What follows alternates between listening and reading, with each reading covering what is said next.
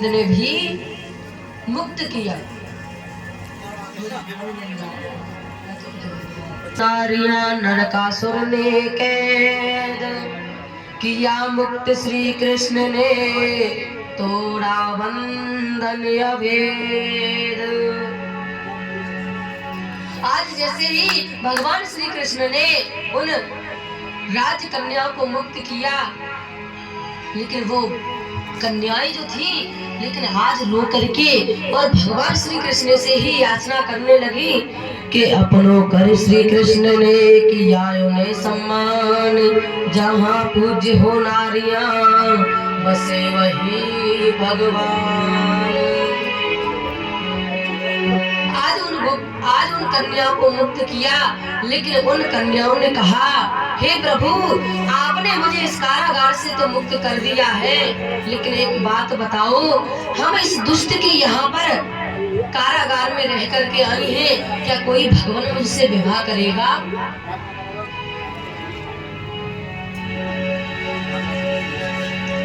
यदि हमें हमारे घर वाले स्वीकार कर लें तो ठीक है, लेकिन कोई दूसरा व्यक्ति हमसे विवाह करेगा? नहीं करेगा। क्यों? क्योंकि हम एक दुष्ट के यहाँ पर रह करके आई हैं, इसलिए हे प्रभु, हमें कोई स्वीकार नहीं करेगा। लेकिन मेरे गोविंद ने सोचा कि ये गोपियां अब जिंदा नहीं रहेंगी, ये राजकन्याएं मर जाएंगी क्योंकि लज्जित हैं।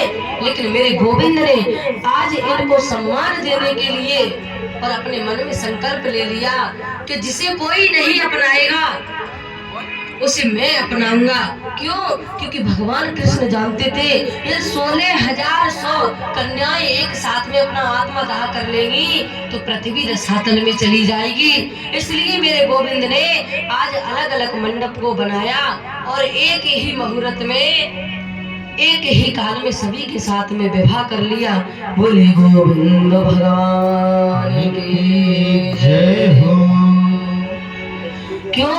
क्योंकि ये 16,100 जो 8 रानियां हैं सिद्ध हुए, और जो 16,000 हैं, कहते हैं 4 वेद में 3 कांड हैं, एक उपासना कांड, एक ज्ञान कांड और एक बाल कांड। उसमें से जो उपासना कांड है उसकी 16,000 मंत्र ही भगवान श्री कृष्ण की पत्नी बने।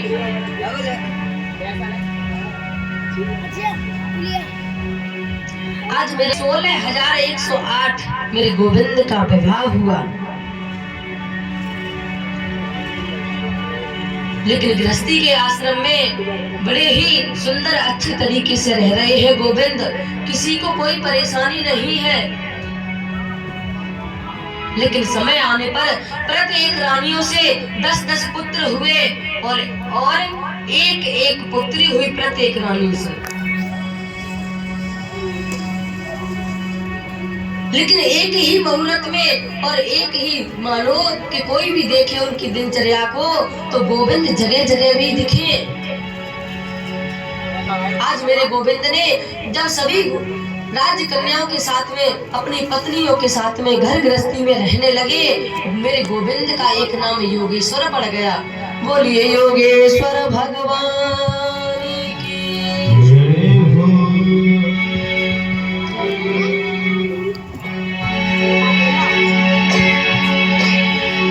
आज बड़े ही सुंदर तरीके से रह रही है और पत्नियों में इतना प्रेम है कि वो गोविंद के बिना रह नहीं पाती। सवरिया तेरे लिए मैंने जोगन वेश बनाया। सवरिया तेरे लिए मैंने जोगन वेश बनाया। सवरिया तेरे लिए मैंने जोगन वेश बनाया। जोगन वेश बनाया, जोगन वेश बनाया।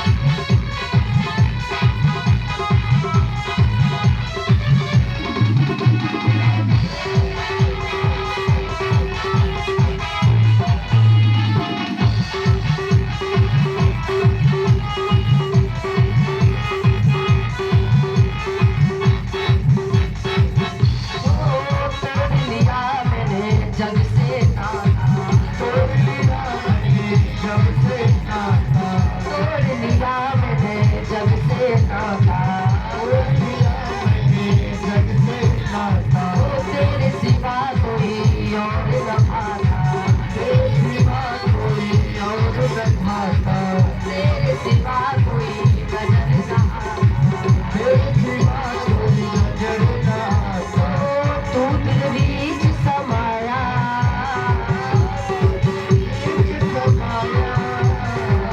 तू दिल बीच समाया, बलिया तेरे लिए,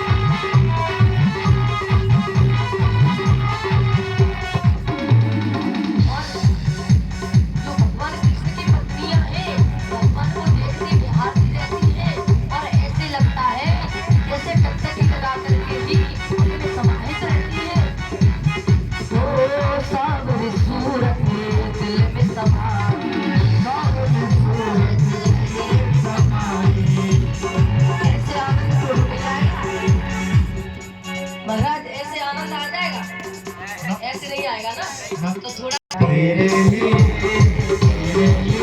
मैंने जो कदम बनाया, तेरे लिए मैंने जो कदम बनाया, सावरिया तेरे लिए मैंने जो कदम बनाया, जो कदम बनाया,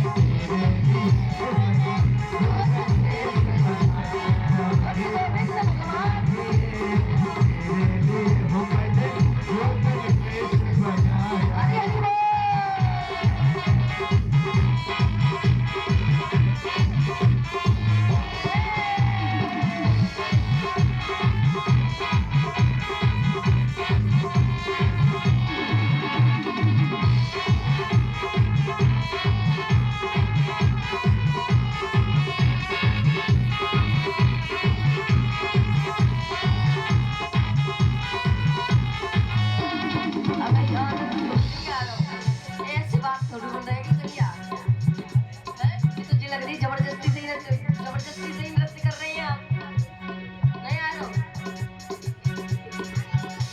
हो सावरी सूरत दिल में समाए, मुझे बावरिया लोग कहे मुझे बावरिया, सावरी सूरत दिल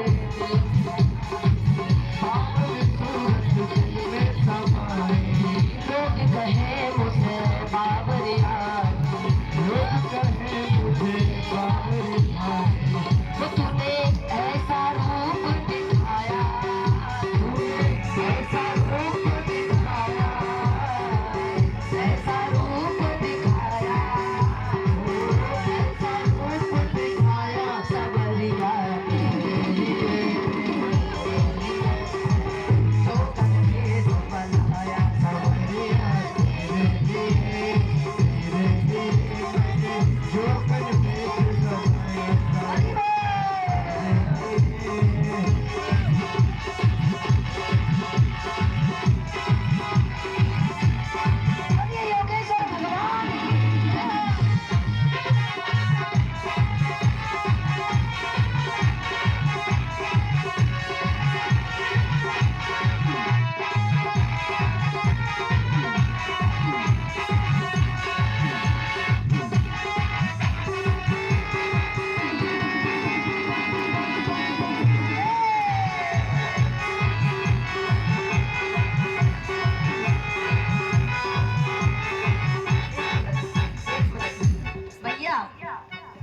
दादी बात ऐसे ना बने, देखो हमारा उन्हें उत्साह बढ़ा दो, आज ही आज को दिन है महाराज, वैसे भी 6 दिन से सब अपने ही मन को कर रहे हैं महाराज।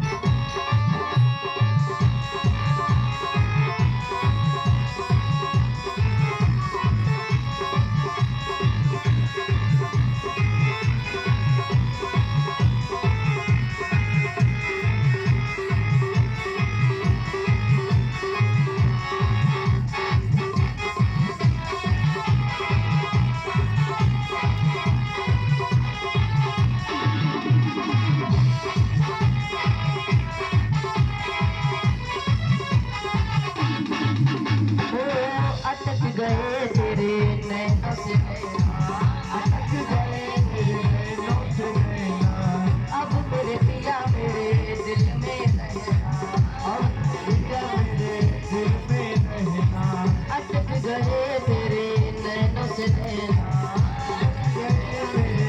ओ तूने ऐसा दिल को चुराया, ऐसा दिल को चुराया, तूने ऐसा दिल को चुराया, तूने ऐसा दिल को चुराया, सवरिया तेरे लिए तो मैंने सब बताया, सवरिया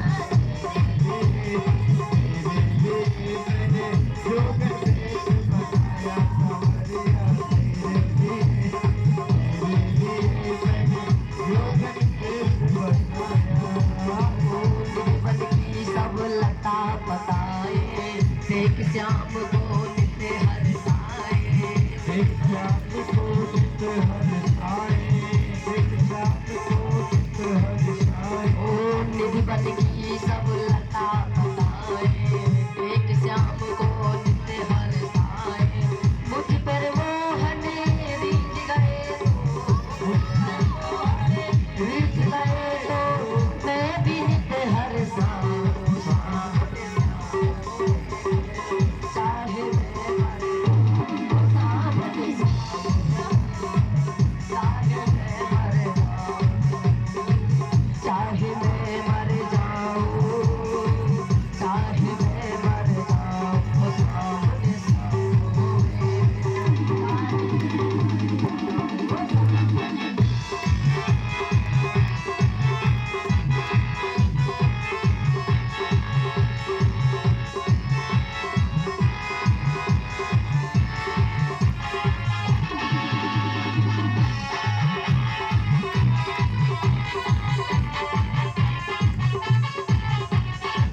रंग महल की छटा सुहाए, रंग महल की छटा सुहाए, रात रसीले सुध बिसराए, रात रसीले सुध बिसराए, युगल छवि हो सामने मेरे, युगल छवि हो सामने मेरे, युगल छवि हो सामने मेरे, युगल छवि हो सामने मेरे, पल की ना चपकाऊं सामने,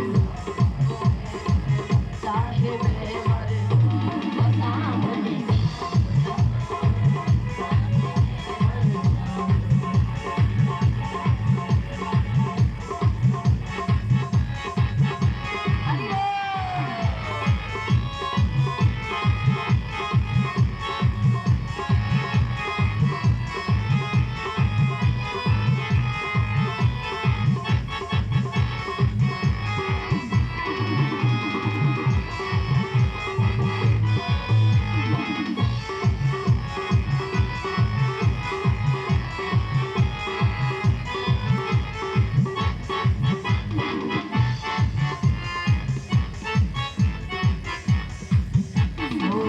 रंग सावला रूप सलोना, रंग सावला रूप सलोना, चाहूं निधि बने कायम होना, चाहूं निधि बने कायम होना, केवल कोई प्यास रहेगा, केवल कोई प्यास रहेगा, केवल कोई प्यास रहेगा, कोई प्यास रहेगा, ऐसी प्यास बुझाऊं सामने सामने,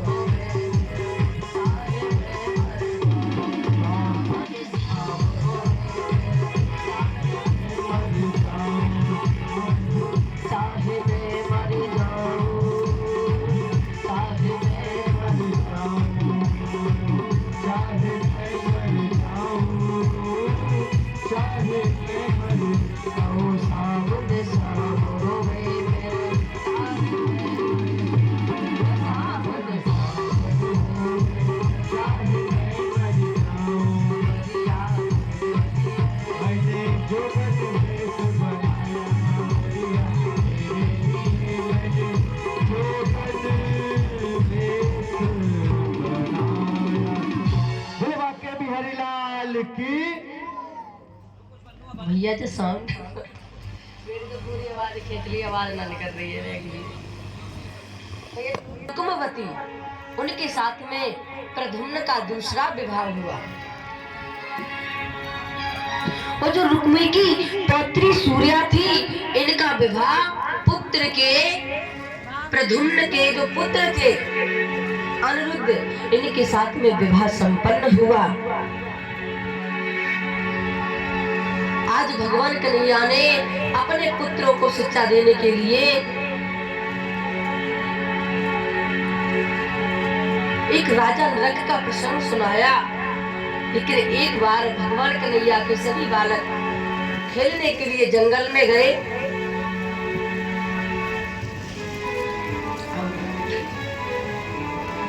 किंद्र को नाम नरेंद्र हम इच्छ्वाक तनया प्रभु दानिष्याख्याये मानेषु यदते कर्णमस्पृशम्।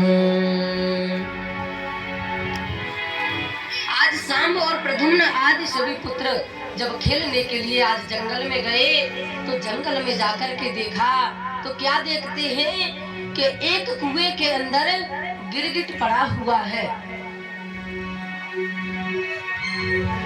लेकिन उस गिरगिट को निकालने का प्रद्युम्न सांब इत्यादि सभी पुत्रों ने बड़ा प्रयास किया, लेकिन उसको उस कुएं से निकाल नहीं पाए। और जब निकालने में असमर्थ रहे,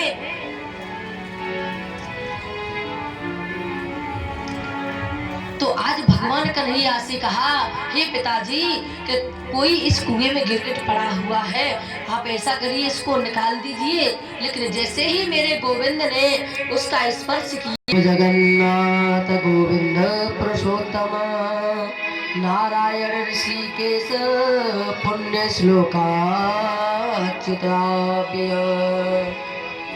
कि नमस्ते सर्व भावाय ब्रह्मणे अनंत सत्तये कृष्णाय वासुदेवाय योगानां पतये नमः। आज उसने स्तुति करी और कहा, हे प्रभु मैं राजा नरक हूँ, मैं इक्ष्वाकु का पुत्र। आपने दानियों में नाम तो सुना होगा कि प्रभु मैं पहले गाय का बहुत दान किया करता था, लेकिन एक बार क्या हुआ कि उस गाय जो मैंने गाय एक ब्राह्मण देवता को दान में दी, लेकिन वही गाय खुल करके जब फिर पुनः गौशाला में आके मिल गई, लेकिन वही गाय मैंने दूसरे ब्राह्मण देवता को दे दी। और जब वो ब्राह्मण देवता ले जाने लगे उस गाय को, तो जिसकी गाय पहले मैंने दान में दी थी, वही ब्राह्मण देवता और वो भी ब्राह्मण देवता आपस में कहने लगे कि ये तो मेरी गाय है।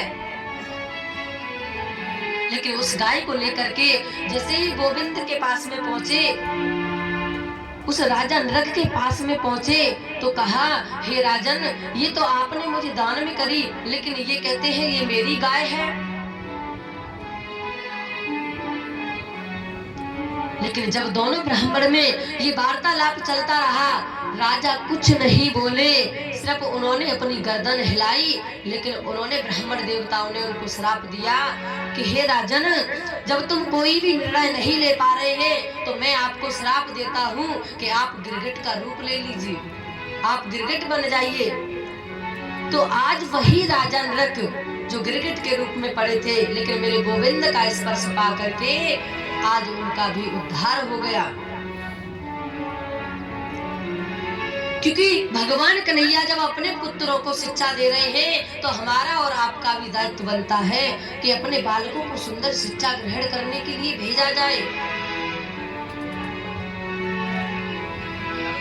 आज भगवान कन्हैया ने कहा कि हे पुत्रों, कि आप देख रहे हो मात्र ब्राह्मण का धन खाने से ही आज इस राजा इक्ष्वाक यानी कि राजा नरक की ये दिशा है, तो हमें और आप किसी को ब्राह्मण देवताओं का कोई धन खाना नहीं चाहिए। क्योंकि जो ब्राह्मण देवता का धन होता है वो एक विष के समान होता है।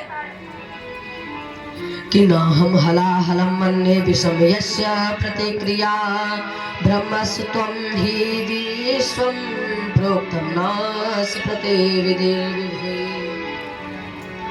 कि हे बालक, कभी ब्राह्मण देवताओं का कोई भी दान लेकर के नहीं खाना चाहिए। कहते हैं दान में जो मिलता है वो ब्राह्मण देवता यदि अपनी स्वेच्छा से दे दे वो बात एक अलग है, लेकिन ब्राह्मण देवता के नाम से जो आया है और उसको हमने अपने ही कार्य में किसी को ले लिया तो एक विष के समान है। इसलिए हे बालकों, कभी भी ब्राह्मण देवताओं का कोई भी धन कभी खाना नहीं चाहिए। इस तरीके से मेरे गोविंद ने आज अपने बालकों को सुंदर सुंदर शिक्षा दी और इधर हास्य प्रयास कर रहे थे। लेकिन एक पौंडरक नाम का राजा हुआ। कहते हैं कि जब कोई सत्ता पा लेता है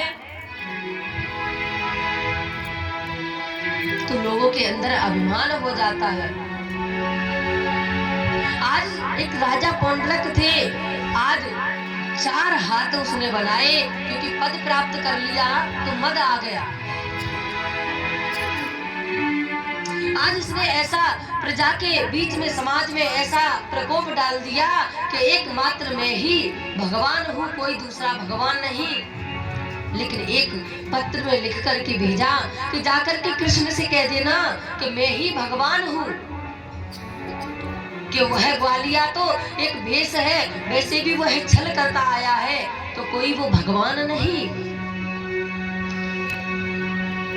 महाराज इस पौंडरक ने तो 4 हाथों में, किसी में गदा है तो किसी में कमल लेकर के रखा है, किसी में सुदर्शन चक्र को धारण किए है, शंख चक्र सक्रीट कुंडलम सपीत वस्त्र सरसीर है चरम। आज बड़ा ढोंग बना लिया इसने कि मैं ही भगवान हूँ।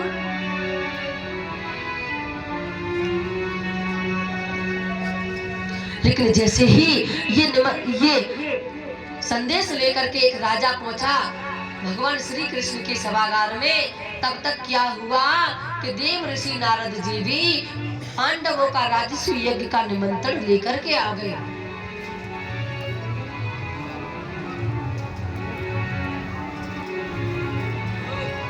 और जब कहा कि हे राजन कि पांडव राजस्व यज्ञ करना चाह रहे हैं, लेकिन इधर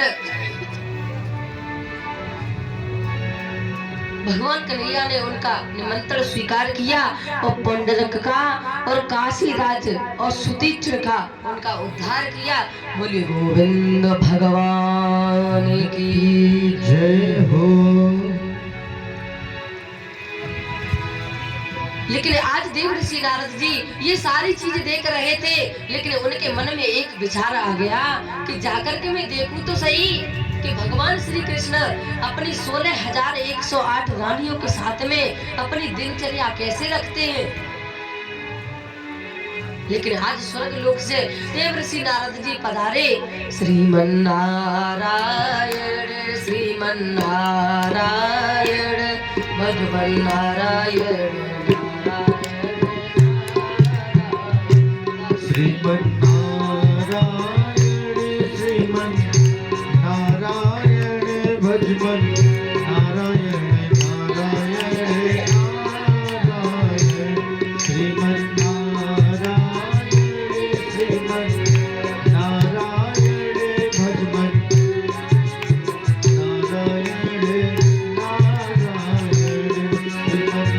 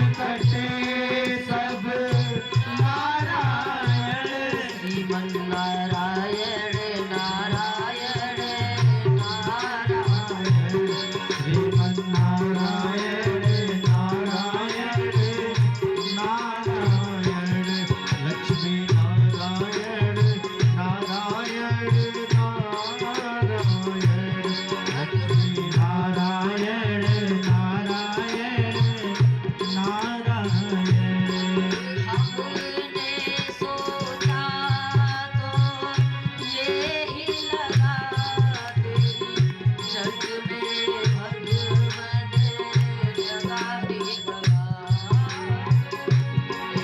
सोचा तो यही लगा तेरी जग में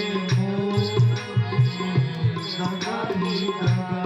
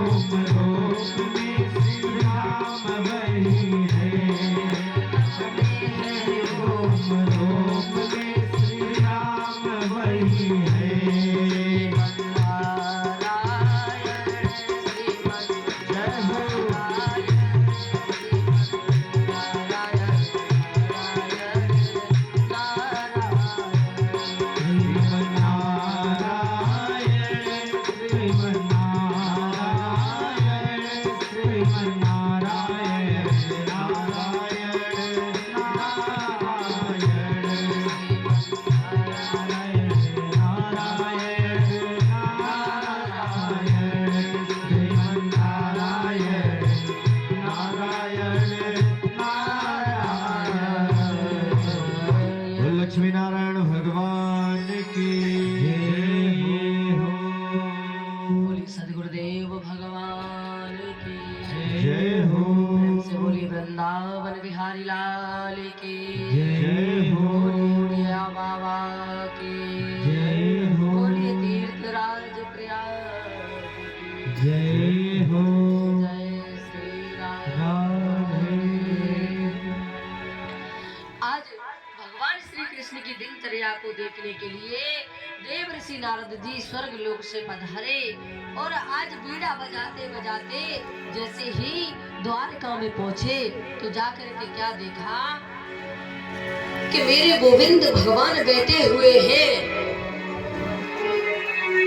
मैया रुक्मणी के साथ में और वहां बैठ करके वहां पूजा पाठ कर रहे हैं। इस तरीके से नहीं प्रभु मेरे पास समय नहीं है, तो जा करके देखा कि भगवान श्री कृष्ण क्या सभी के साथ में एक साथ रह सकते हैं।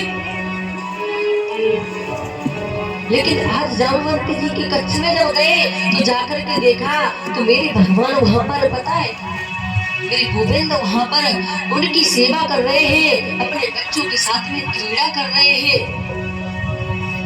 जब जगह जगह जाकर के ये चीजें देखी तो सभा में जाकर के देखा कि क्या भगवान यहीं पर भी है। लेकिन जैसे ही सभा में देखा जाकर के देवर्षि ने तो क्या देखा कि भगवान श्री कृष्ण मंत्रियों के साथ में मंत्रणा कर रहे हैं, कहीं अग्निहोत्र कर रहे हैं तो कहीं गाय का दान कर रहे हैं। ऐसे तरह तरह जगह जगह पर मेरे गोविंद सब जगह देवर्षि नारद जी को दिखाई दे रहे हैं। आज नारद जी समझ गए कि अति प्रचंड रघुपति की माया जही न मोह अस को जगमाता। हे गोविंद, मैं तुम्हारी माया को नहीं समझ पाया, लेकिन सबसे पहली बार भगवान श्री कृष्ण ने देवर्षि नारद जी को पुत्र कहा कि हे पुत्र, जब तुम्हारे पिता चार मुखी होकर के वो भी मेरी माया के लपेटे में पड़ गए तो आप तो उनके बालक ही हो, क्योंकि इस माया के वशीभूत होकर के ही जीव उस परमात्मा को भूल जाता है। आज देवर्षि नारद जी ने उनकी दिनचर्या को देखा, लेकिन समझ गए कि भगवान की माया बड़ी ही प्रबल है, ये तो सबको पकड़ लेगी, क्यों ना मैं भगवान का भजन करता रहूं।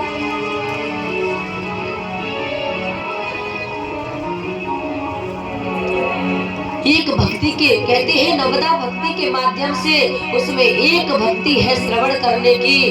तो भागवत प्रेमियों, भगवान की कथाएं सुन करके उनके गोविंद के श्री चरणों में अपने मन को तो लगाओ, क्योंकि माया तो ग्रसित कर ही लेगी।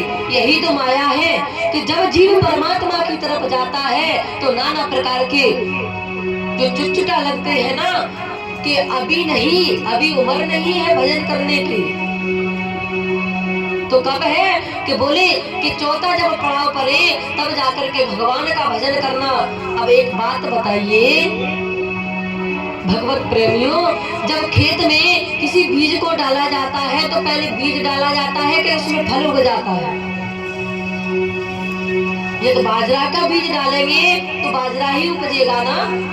ऐसे ही जिस जीव के, जिस बालक के अंदर तुम जैसे गुण सींचोगे, उनके अंदर जैसे संस्कार सींचोगे, वो बड़े होकर के वैसे ही काम करेंगे। और हम लोग सोच ले कि अभी नहीं, अभी तो बालक है, खेलने खाने की उम्र है, भगवान का भजन क्या है, वो तो युवा पर भी कर सकता है। लेकिन जो उसके मन में भरा है तो क्या वो भजन कर सकता है? कभी भजन नहीं कर सकता। इसलिए जो छोटे छोटे बटुक ब्राह्मण होते हैं, भक्त होते हैं, बालक होते हैं, उनको सुंदर सुंदर शिक्षा दी जाए ताकि वो अपने जीवन का महत्व समझ सके, माया से ग्रसित न हो, क्योंकि माया से ग्रसित होकर के ही लोग संसार में बसे जाते हैं, कभी परमात्मा को जानने का प्रयास नहीं करते। हम क्यों आए हैं और क्या करना है ये किसी को नहीं पता। और जिनको अवगत हो गया है, ऐसे संत भगवंत के पास में कोई बैठने का प्रयास नहीं करता है।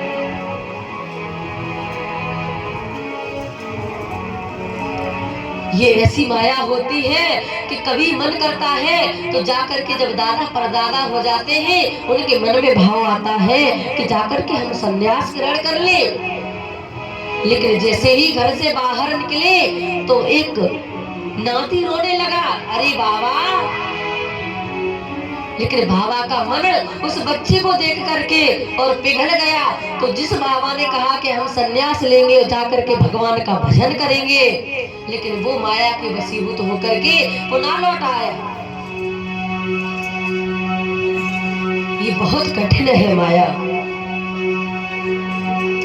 कि हाड़ मांस हड्डी के चाम से बना हुआ है चाम, देख उसी की माया हो जाती नींद हराम। माया तेरी बहुत कठिन है, माया तेरी बहुत कठिन है।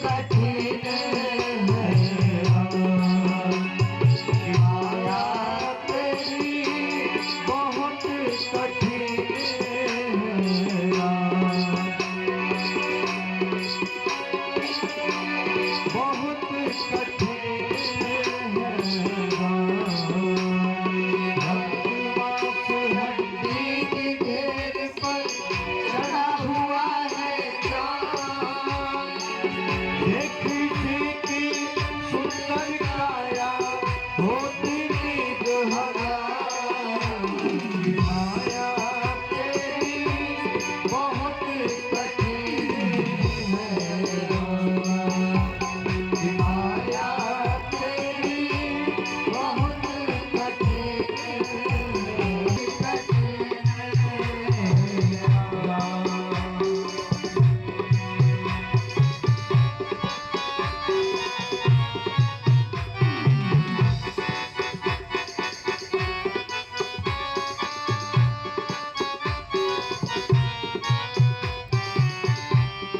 और जब ये जीव नित्य प्रतिदिन ये मृत्यु देखता है, लेकिन जैसे ही शमशान की तरफ जाता है तो इसको ज्ञान का बोध हो जाता है। कहता है कि संसार तो ऐसा ही है, बड़े बड़े गाड़ी बंगला बना लेता है ऐसे कि मानो इसका सदा यहाँ पर अमर हो गया है।